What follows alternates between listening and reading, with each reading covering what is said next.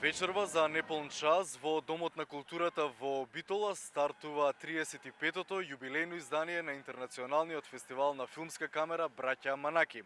кој годинава може да се пофали со дури 3 оскаровци на црвениот килим. Кинематограферите италијанецот Лука Бигаци и британецот Крис Менџис, како и главната звезда оваа година на фестивалот, заносната француска актерка Жулиет Бинош. Токму овие три големи имиња на светскиот филм ќе доминираат и на сцената во Домот на културата во Битола, каде ќе им биде доделена наградата Златна камера 300 за особен придонес во светската кинематографија. Фестивалот во чест на француската дива Жулиет Бинош ќе биде отворен со незиното последно остварување облаците на Силс Марија, кое таа овие месеци го промовира на големите светски фестивали како Кан и Торонто. Инаку годинава на Браќа Манаки премиери и на два македонски филма,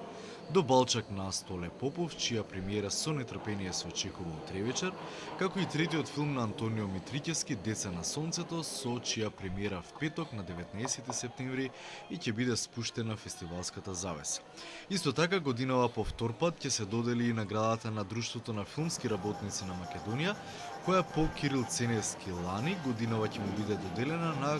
режисерот Милчо Манчевски,